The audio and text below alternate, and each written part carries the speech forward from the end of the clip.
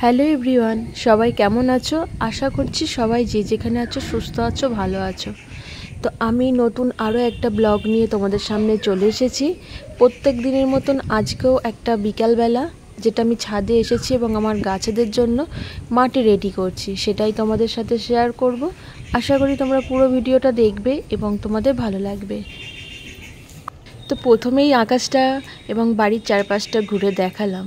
সত্যি খুবই সুন্দর লাগছে। আর এই বিকালবেলা ছাদে বসে কাজ করতে আমার তো খুবই ভালো লাগে। যেহেতু ওয়েদারটা পরিষ্কার আছে, মানে বেশ কিছুদিন একটানা বৃষ্টি হচ্ছিল, আর বৃষ্টির পরে আজকে বিকালবেলা বৃষ্টি নেই, আকাশটা ভীষণই সুন্দর। তো ভাবলাম একটু কাজ করি এবং সেটাই তোমাদের সাথে শেয়ার করব।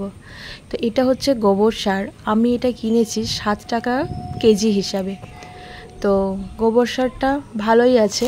এবার এটা দেখাবো, এটা হচ্ছে ভার্মি কম্পোস্ট। এর আগে আমি তো লুজ ব্যবহার করেছি, এই ফার্স্ট টাইম প্যাকেট ব্যবহার করছি। এটা 1 কেজি, এটার দাম পড়েছে 15 টাকা। তো জানি না এটা কীরকম হবে। তো এই ফার্স্ট টাইম আমি এটা নিয়ে এসেছি।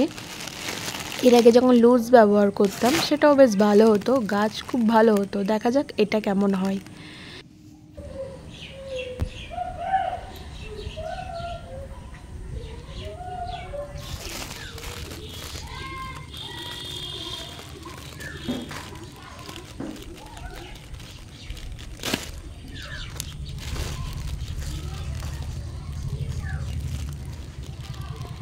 এই ভার্মি কম্পোস্টটা বেশ ভিজে ভিজে টাইপের, আগেরটা একদমই শুকনো টাইপের ছিল, এটা ভিজে ভিজে টাইপের আছে একটু।